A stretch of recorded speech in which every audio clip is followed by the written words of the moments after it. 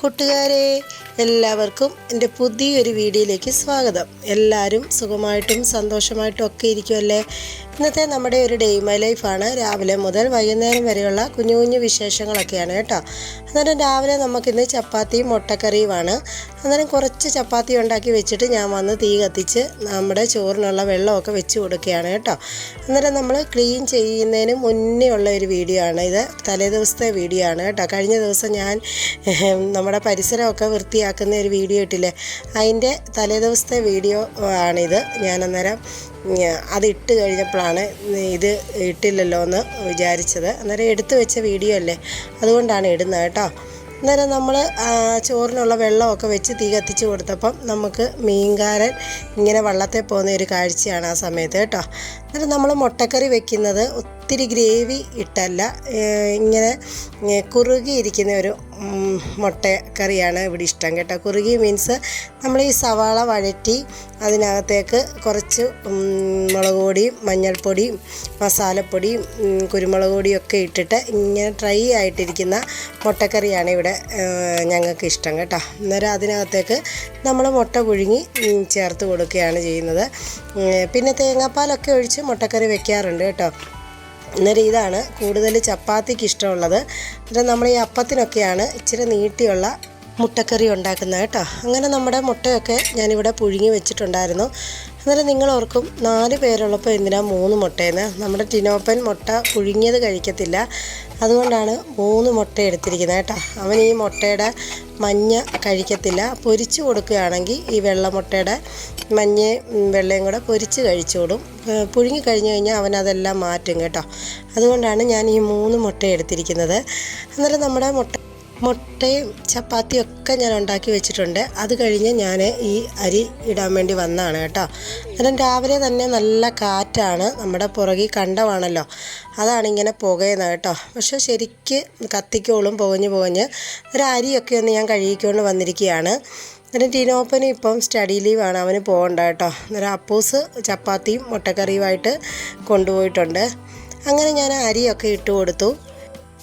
അന്നേരം വേവുള്ള അരിയാണ്, ഇനി അവിടെ കിടന്ന് വേവട്ടെ കേട്ടോ. അന്നേരം നമ്മുടെ കുറച്ച് താറാവും കുഞ്ഞുങ്ങൾ ഇങ്ങനെ പോകുന്ന ഒരു കാഴ്ചയാണ് കേട്ടോ. ഇതൊക്കെ കാണാൻ നിങ്ങൾക്ക് ഒരുപാട് ഇഷ്ടമാണ്. അതാണ് ഞാൻ ഇടയ്ക്കിടയ്ക്ക് നമ്മുടെ ഫ്രണ്ടിലെ ആറൊക്കെ കാണിക്കണമെന്നും പറഞ്ഞ് എപ്പോഴും എനിക്ക് കമൻറ്റ് വരും കേട്ടോ.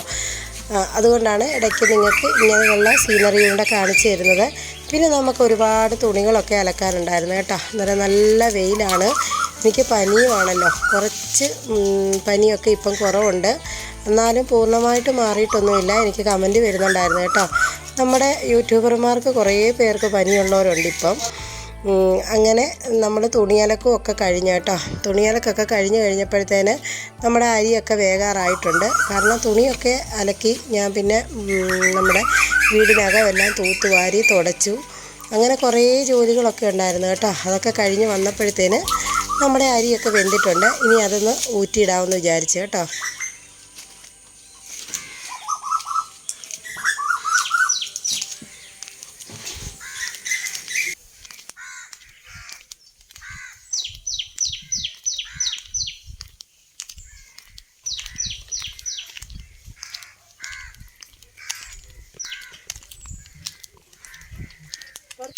ശരിക്കും പറഞ്ഞു കഴിഞ്ഞാൽ നമുക്ക് ഇവിടെ വെച്ച് ഊറ്റുന്നത് കുറച്ച് റിസ്ക്കാണ് കേട്ടോ. എന്നാലും നമ്മുടെ ഈ പാത്രം വാങ്ങിച്ചുകൊണ്ട് അത്രയും കുഴപ്പമില്ല, അല്ലെങ്കിൽ നമ്മുടെ കൈ പൊള്ളും. പിന്നെ ഞാൻ അവിടെ വെച്ച് തന്നെ അങ്ങ് ഊറ്റിയിട്ട് കേട്ടോ. പിന്നെ നമ്മളിന്ന് സോയാബീനാണ് ഉണ്ടാക്കുന്നത് കേട്ടോ. സോയാബീൻ കുറേ പേർക്ക് ഇഷ്ടമല്ല, അതിനൊരു മണമുണ്ടെന്നും പറഞ്ഞ്. പക്ഷേ നിങ്ങൾ ഇങ്ങനെ ഒന്ന് ഉണ്ടാക്കി നോക്കണം, നല്ല അടിപൊളി ടേസ്റ്റാണ് കേട്ടോ. ഇത് ഞാൻ സോയാബീനും കുറച്ച് കിഴങ്ങും കൂടാണ് വേവിച്ച് വെച്ചിരിക്കുന്നത്. ചൂടുവെള്ളത്തിലിട്ട് സോയാബീൻ നല്ലവണ്ണം ഒന്ന് വേവിച്ച് പിഴിഞ്ഞ് നമ്മുടെ ഒരു ഊട്ടപാത്രത്തിലിട്ട് വെച്ചിരിക്കുകയാണ്, വെള്ളം പോകാൻ വേണ്ടി കേട്ടോ. പിന്നെ നമ്മൾ ഒരു ചീനച്ചട്ടി വെച്ചിട്ട് അതിനകത്തേക്ക് ചെറിയ ഉള്ളിയും പച്ചമുളകും ഇഞ്ചിയും വെളുത്തുള്ളിയും കൂടെ ഇട്ട് നല്ലവണ്ണം ഒന്ന് ഇളക്കി കൊടുക്കണം. അതൊന്ന് മൂത്ത് വരുമ്പോഴത്തേക്ക് നമുക്ക് കുറച്ച് മീറ്റ് മസാലയാണ് ഞാൻ ഇട്ട് കൊടുത്തിരിക്കുന്നത് കേട്ടോ. ഇത് മീറ്റ് മസാലയൊക്കെ ഇട്ട് കഴിഞ്ഞ് കഴിഞ്ഞാൽ നമുക്ക് ശരിക്കും ശരിക്കും നമ്മുടെ ബീഫ് കഴിക്കുന്ന ഒരു ടേസ്റ്റാണ്. നിങ്ങളിങ്ങനെ ഉണ്ടാക്കിയിട്ടില്ലെങ്കിൽ ഒന്നും ഉണ്ടാക്കി നോക്കണം കേട്ടോ. ആ മീറ്റ് മസാല ഇട്ട് കഴിഞ്ഞ് നമുക്ക് കുറച്ച് മഞ്ഞൾപ്പൊടിയും കൂടി ഇട്ട് കൊടുക്കാം. എന്നിട്ട് നല്ലവണ്ണം ഒന്ന് മൂപ്പിച്ച് കൊടുക്കുക. മൂപ്പിച്ച് മീൻസ് ഒന്ന് ഇളക്കി കൊടുത്തിട്ട് ഈ സോയാബീനും കിഴങ്ങും കൂടാണ് ഞാൻ വേവിച്ച് വെച്ചിരിക്കുന്നത് കേട്ടോ. അത് രണ്ടും കൂടെ നല്ലവണ്ണം ഒന്ന് മിക്സ് ചെയ്ത് കൊടുക്കണം. എനിക്ക് നേരത്തെ ഒന്നും ഇഷ്ടമല്ലായിരുന്നു കേട്ടോ. ഇതിൻ്റെ ഒരു മണമുണ്ടല്ലോ, അതെനിക്കിഷ്ടമല്ലായിരുന്നു. പക്ഷേ ഇപ്പോൾ ഇങ്ങനെ ഉണ്ടാക്കിയ പിന്നെ എനിക്ക് ഭയങ്കര ഇഷ്ടമാണ് കേട്ടോ. അതിൽ ഒരു ശകലം മീറ്റ് മസാലയോടെ ഞാൻ ഇട്ട് കൊടുത്തിട്ടുണ്ട്. പിന്നെ നമ്മൾ കുറച്ച് പെരിഞ്ചീരകം പൊടിച്ചതാണ് ഇട്ട് കൊടുത്തിരിക്കുന്നത് കേട്ടോ. പെരിഞ്ചീരകം പൊടിച്ചതും കുറച്ച് കുരുമുളക് ചതച്ചതും കൂടാണ് കേട്ടോ. ഉണക്ക കുരുമുളക് ചതച്ചുകൂടി ഇട്ട് കൊടുക്കണം. എന്നിട്ട് നല്ലവണ്ണം ഒന്ന് ഇളക്കി കൊടുക്കുക കേട്ടോ. അതിൻ്റെ ഇടയ്ക്ക് ഞാൻ കുറച്ച് വെളിച്ചെണ്ണയോടെ ഒഴിച്ച് കൊടുത്തിട്ടുണ്ടായിരുന്നു. അന്നേരം ഇത് നല്ലവണ്ണം ഇങ്ങനെ ഒന്ന് ഇളക്കി നമ്മൾ ബീഫ് റോസ്റ്റൊക്കെ ഉണ്ടാക്കത്തില്ലേ, അതുപോലെ ഒന്ന് ഇളക്കിയെടുക്കണം. ഇതും മോര് കാച്ചിയതും ഉണ്ടെങ്കിൽ നല്ല ടേസ്റ്റാണ് കേട്ടോ. നിങ്ങൾ ഇങ്ങനെ ഉണ്ടാക്കിയിട്ടില്ലെങ്കിൽ ഒന്നുണ്ടാക്കി നോക്കണം. ആദ്യം തന്നെ നമ്മളിത് ഞാൻ പറഞ്ഞില്ലേ, ചൂടുവെള്ളത്തിൽ കുറച്ച് നേരം ഒന്ന് തിളപ്പിച്ചിട്ട് അത് പിഴിഞ്ഞ് മാറ്റി കേട്ടോ. അങ്ങനെ ചെയ്ത് കഴിയുമ്പം അതിൻ്റെ ആ ഒരു ചൊവയുണ്ടല്ലോ അതങ്ങ് പോകും. അങ്ങനെ നമ്മുടെ സോയാബീനൊക്കെ റെഡി ആയിട്ടുണ്ട്. ഇത് കണ്ടോ, നമ്മുടെ മാവേൽ 2-3 മാങ്ങ ഉണ്ടായിരുന്നു കേട്ടോ. അന്നേരം ഇന്നലെ വൈകിട്ട് ഞാൻ പെട്ടെന്നൊരു അച്ചാറിട്ടതാണ്, കുഞ്ഞൊരച്ചാർ. പക്ഷേ ഈ അച്ചാർ മാത്രം മതി നമുക്ക് ചോറിനാൻ. അതിൻ്റെ ഇടയ്ക്ക് നമുക്ക് കുറച്ച് മീൻ കിട്ടിയായിരുന്നു, അത് ഞാൻ കറി വെച്ചിട്ടുണ്ട് കേട്ടോ. മീൻ കറിയൊക്കെ വെക്കുന്നത് എന്നും കാണിക്കുന്നതായതുകൊണ്ടാണ് പിന്നെ കാണിക്കാൻ കേട്ടോ. അങ്ങനെ നമ്മുടെ വൈകുന്നേരം ആയി.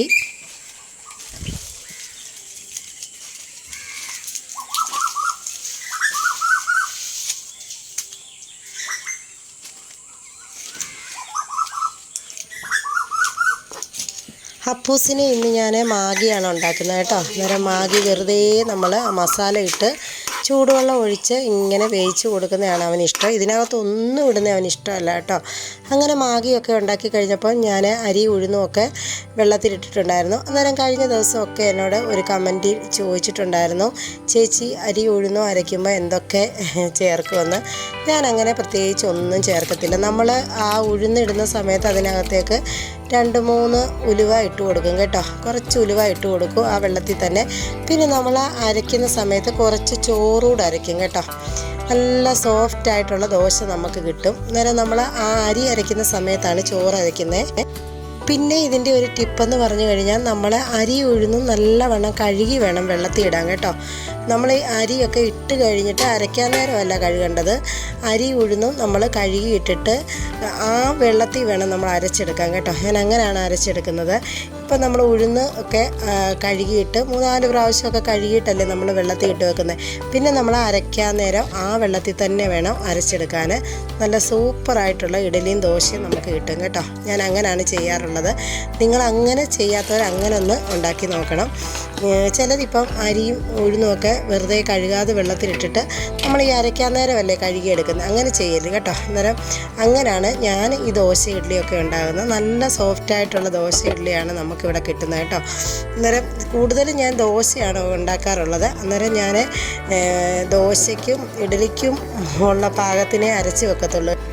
ഒരുപാടങ്ങ് നീട്ടി അരയ്ക്കത്തില്ല കേട്ടോ. അന്നേരം തന്നെ ഇതാണ് നമ്മുടെ ഈ ദോശമാവിൻ്റെ കൺസിസ്റ്റൻസി. അന്നേരം പിന്നെ നമുക്ക് ദോശ ഉണ്ടാക്കുന്ന സമയത്ത് കുറച്ച് മാവ് ഞാനെടുത്ത് മാറ്റിയിട്ട് കുറച്ച് ലൂസാക്കി എടുക്കും കേട്ടോ. അങ്ങനെയൊക്കെയാണ് നമ്മുടെ ഇന്നത്തെ വിശേഷങ്ങൾ. നിങ്ങൾക്ക് ഇഷ്ടപ്പെട്ടെന്ന് ഞാൻ കരുതുന്നു കേട്ടോ. നിങ്ങൾക്ക് ഇഷ്ടപ്പെട്ടെങ്കിൽ തീർച്ചയായിട്ടും നിങ്ങളുടെ അഭിപ്രായങ്ങളൊക്കെ കമൻ്റായിട്ട് അറിയിക്കുക. അന്നേരം പുതിയൊരു വീഡിയോയുമായി വീണ്ടും വരാം. അതുവരേക്കും ടാറ്റാ.